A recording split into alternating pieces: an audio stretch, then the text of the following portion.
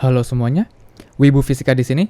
Dan sekarang kita akan membahas soal OSN tingkat kabupaten kota atau OSK di bidang fisika tahun 2017 untuk soal nomor 5. Pada soal kali ini, kita akan meninjau efek pergerakan dari sebuah balok di atas bidang miring pada pembacaan berat sistem pada timbangan. Seperti apa soalnya? Mari kita lihat. Ya, di sini kita punya sebuah balok kecil bermasa M1 dengan dimensi yang tidak disebutkan yang berada di atas sebuah bidang miring ya, di atas sebuah bidang miring dengan masa M2 dan sudut kemiringan theta. Bidang miring ini diletakkan di atas sebuah alat timbangan ya. Sistem bidang miring dan balok diletakkan di atas timbangan dengan ilustrasi sistem seperti pada gambar di samping. Nah, diketahui bidang miring ini memiliki ketinggian atau titik puncak yang berada pada jarak H dari alasnya. Dan juga posisi pusat massa dari bidang miring itu berada pada suatu posisi di ketinggian H/3 dari alasnya. Jadi mungkin kira-kira di sini ya. Nah, pada saat awal, balok kecil M1 ini berada pada ketinggian H. Ya, titik pusatnya berada pada ketinggian H dari alas bidang miring. Jadi di sekitar sini.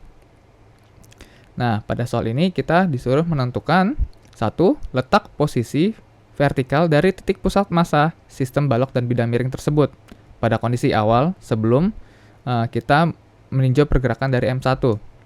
Lalu kemudian kita akan ditanyakan komponen vertikal kecepatan sistem pusat massa balok dan bidang miring.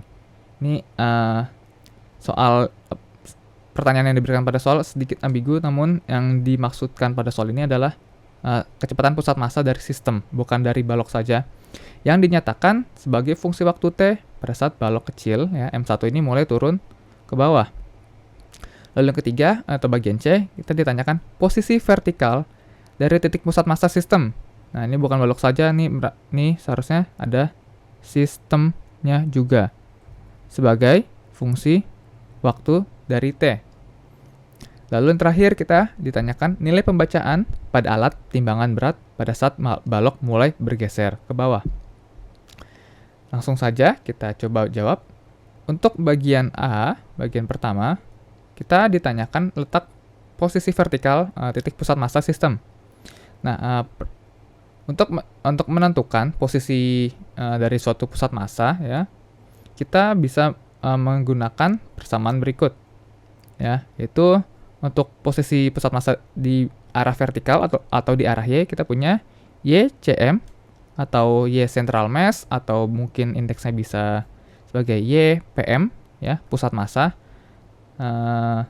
Ini bisa ditukarkan indeksnya adalah penjumlahan dari massa ya, massa pertama dikalikan posisi pusat massanya tambah massa kedua dikalikan posisi pusat massanya dibagi total massa keduanya, total massa dari sistem.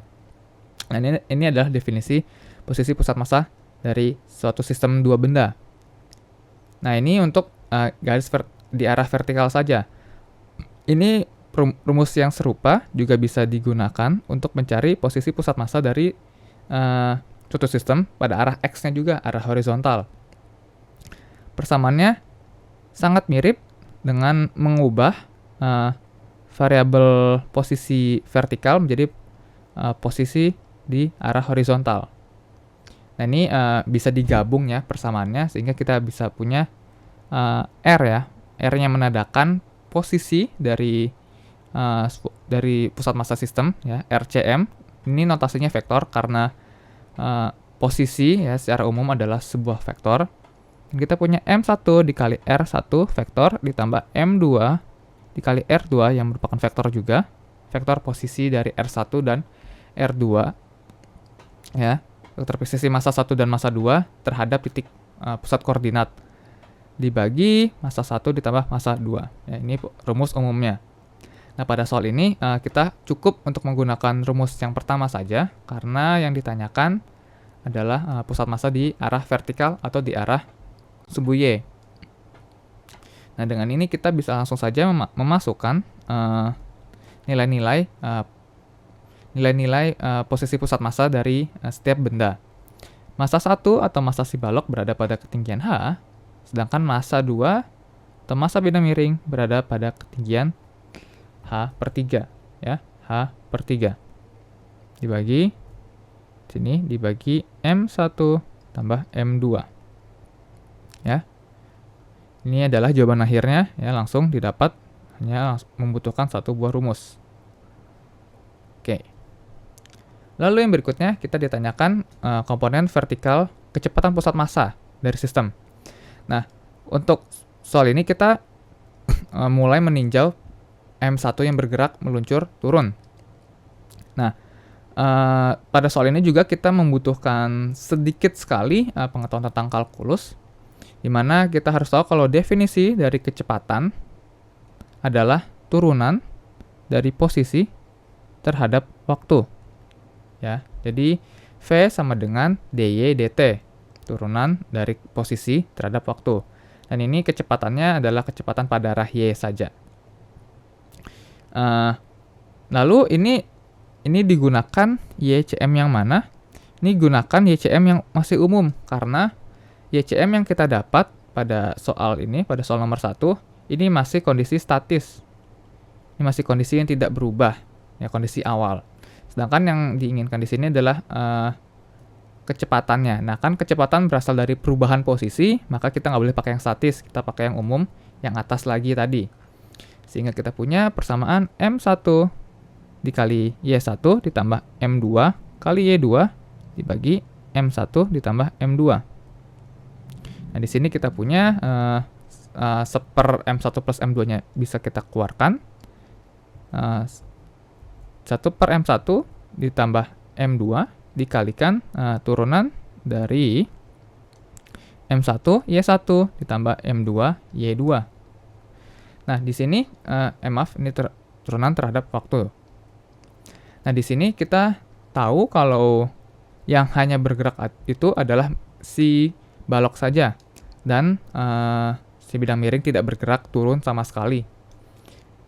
Nah, pada kasus ini massa M2 yang tidak bergerak akan membuat Y2 ini selalu bernilai H/3. Yang berarti ini statis atau tidak berubah terhadap waktu.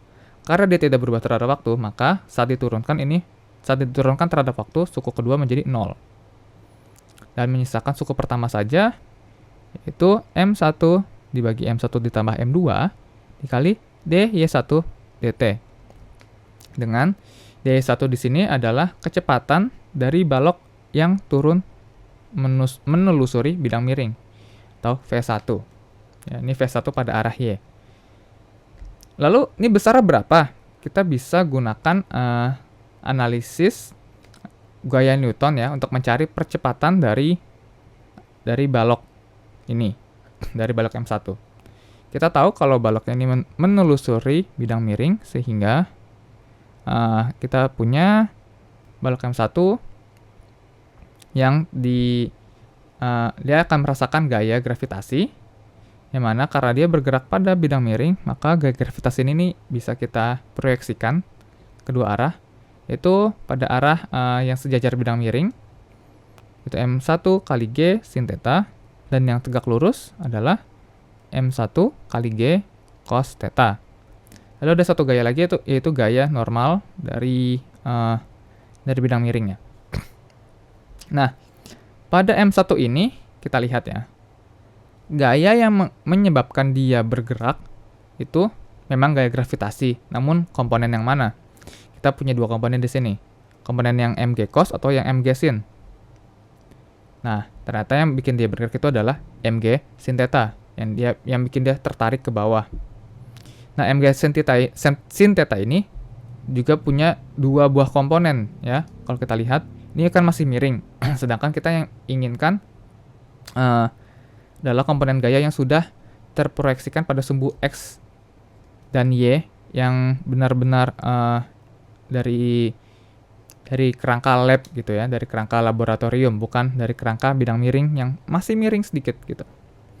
Oleh karena itu kita akan proyeksikan lagi si gayanya ini jadi dua. Satu ke arah X, kita punya mg sin theta cos theta ya. Lalu kita kita punya ke arah bawah yang kecil, ini saya tulis di bawah adalah M1 G sin theta kuadrat. Ya. Oleh karena itu, ini kalau kita gunakan hukum Newton ya, itu adalah sigma F adalah M kali A. Nah, di sini kita ingin meninjau gaya yang dirasakan pada balok sehingga membuat dia bergerak pada arah vertikal, sehingga komponen tersisa itu hanyalah M1 G sin theta. Sehingga dengan arah bawah yang saya nyatakan ini sebagai positif dulu. Sehingga kita punya M1 G sin kuadrat theta adalah M1 kali A1. Nah, di sini kita punya A1-nya adalah G sin kuadrat theta. Oke. Nah, namun perhatikan kalau ini arah percepatannya ke bawah. Sehingga kalau kita nyatakan dalam notasi vektor, kita akan punya A1 sama dengan minus G sin kuadrat theta pada arah Y ya, pada arah vertikal. Nah, percepatan inilah yang menghasilkan pergerakan dari si M1. Nah, kita bisa cari kecepatannya dengan menggunakan rumus dari GLBB. Kita tahu kalau kecepatan dari suatu benda adalah V adalah V awal ya, V awal ditambah percepatannya dikalikan waktu. Ya, ini semuanya dalam notasi vektor terlebih dahulu. Kemudian kita akan punya V1 dari balok. Itu adalah karena kecepatan awalnya 0, kita di sini langsung punya 0. Dan tinggal suku percepatan kali waktu. Kita akan punya G minus GT kali sin kuadrat theta pada arah Y. Nah, inilah yang akan kita masukkan ke rumus kecepatan pusat massa tadi, dan kita akan dapatkan kalau dalam notasi vektor adalah M1 dibagi M1 plus M2 dikalikan minus GT sin kuadrat theta ke arah Y. Ini berarti ke arah vertikal namun ke bawah, karena nilainya adalah negatif M1 tambah M2 GT sin kuadrat theta. Ya, seperti ini. Ini adalah jawaban untuk bagian B-nya. Oke. Nah, kemudian untuk soal nomor C, kita diminta posisi vertikal titik pusat massa dari balok sebagai fungsi waktu T, atau dari sistem balok dan bidang miring. Nah, pada kondisi ini ya, kita akan gunakan rumus yang sama, yaitu rumus yang di awal tadi, yang YCM sama dengan M1 kali Y1 ditambah M2 kali Y2 per M1 plus M2. Y2-nya masih sama, namun di sini akan berbeda Y1 dari Y1-nya. Nah, Y1-nya ini karena dia sudah bergerak, dia sudah berubah terhadap waktu, kita harus gunakan, kita nggak bakal dapat nilai Y1 sama dengan H lagi. Kita harus gunakan hasil sebelumnya, yaitu sama, masih menggunakan GLBB. Kita tahu kalau posisi sebuah benda dalam GLBB itu adalah, dalam gerak GLBB ya, adalah Y awal ditambah kecepatan awalnya dikali waktu ditambah setengah percepatan dikali waktu kuadrat. Nah, di sini posisinya ya masih saya nyatakan dalam vektor. Nah, Y0-nya ini adalah H ya. H-nya namun ke arah atas. Sehingga kita punya H positif H dikali Y ya, sudut vektor satuan arah Y. Lalu kecepatan awalnya adalah 0, suku keduanya 0, dan tersisa suku terakhir itu minus setengah dikali G T kuadrat sin kuadrat theta arah Y yang ke bawah ya, karena minus. Nah, sehingga posisi dari pusat massa dari sistem itu adalah M1 kali Y1 ditambah M2 kali Y2 per M1 tambah M2. Masukkan nilai-nilainya sehingga nanti kita dapat kalau dalam notasi vektor ya, ini adalah 1 per M1 ditambah M2. Saya tulis sepernya di luar dan saya sisa M1 dikali H dikurang setengah G T kuadrat sin kuadrat theta ditambah M2 dikali H per 3 arah Y. Ini adalah posisi pusat massa sistemnya. Ini mungkin masih bisa disederhanakan, namun sampai sini saja saya rasa sudah cukup. Oke. Lalu terakhir, bagian D adalah berapa pembacaan dari alat timbangan pada saat balok mulai tergeser. Nah, nilai bacaan yang terlihat pada timbangan itu akan berasal dari gaya normal yang diberikan timbangan pada sistem balok dengan bidang miring. Jadi kita bisa meninjau komponen-komponen gaya ya pada keseluruhan sistem dari bidang miring dengan balok. Ya. Ini timbangannya. Dan kita harus mencari nilai dari gaya normal ini. Nah, di sini kita harus meninjaunya secara keseluruhan sistem, jangan kita tinjau dari gaya normal yang dirasakan oleh bidang miring saja ya akibat timbangan. Karena si pusat massa dari satu sistem itu bergerak ya. Pusat massa sistemnya bergerak karena balok M1 di atas ini bergerak turun. Nah, sehingga karena kita meninjau satu sistem, ya kita harus tinjau ini seolah-olah ya kayak sebuah balok ini ya. Sebuah balok yang mungkin dia bergerak sedikit ya, atau dia terdorong oleh suatu gaya tambahan. Nah, namun ini ingat-ingat saja kalau ini sebuah perumpamaan dari sistemnya, yang mana kita akan punya satu ada gaya normal di sini dari sistem, dan dua ada gaya gravitasi, yang mana gaya gravitasi ini sebesar M1 ditambah M2 kali G. Nah, gaya-gaya ini ya kita akan masukkan ke hukum Newton ya, ke persamaan hukum Newton 2, yaitu sigma F sama dengan M kali A. Dengan masanya ini adalah massa total dari sistem. Lalu A-nya ini apa? A-nya ini tidak nol ya, karena seperti kita tahu pusat massa sistem itu bergerak. Dan A-nya ini merupakan percepatan dari pusat massa sistem. Yang mana ini bisa kita cari terlebih dahulu A-nya. A-nya adalah turunan ya sekarang.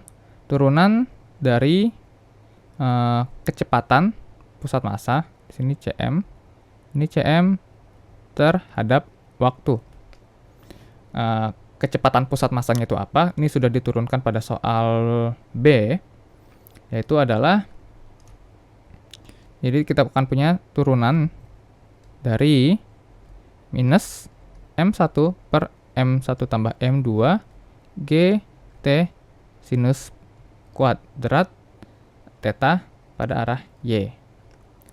Nah, sehingga ini turunan dari hal ini terhadap waktu, karena ada suku waktunya satu saja di sini, T pangkat 1 saja, kita akan punya hasil turunan itu minus M1 ditambah M1 dibagi M1 tambah M2 dikali G sin kuadrat theta arah Y ke bawah.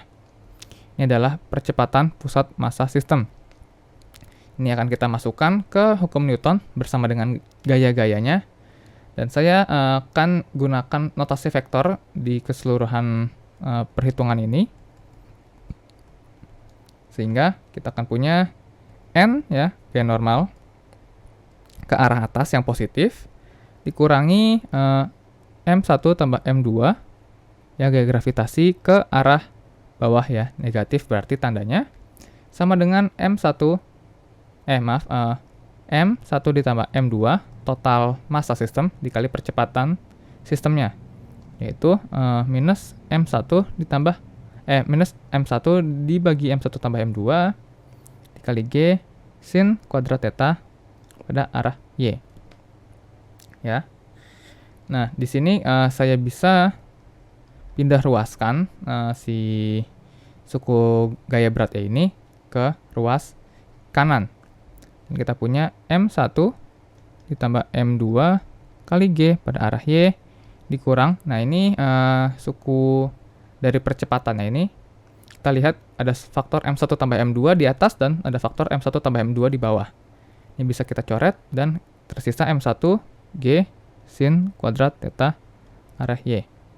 Kita akan drop ya, kita akan hilangkan faktor vektor satuan karena kita hanya ditanya besar atau nilai bacanya saja ya. Jadi kita nggak perlu pakai vektornya segala. Dan kita akan dapat kalau nilai bacaannya ya, nilai bacaan dari timbangan adalah sama dengan G normal N dengan besar M1 tambah M2 kali G dikurangi M1 kali G sin kuadrat theta. Dan ini adalah jawaban akhirnya.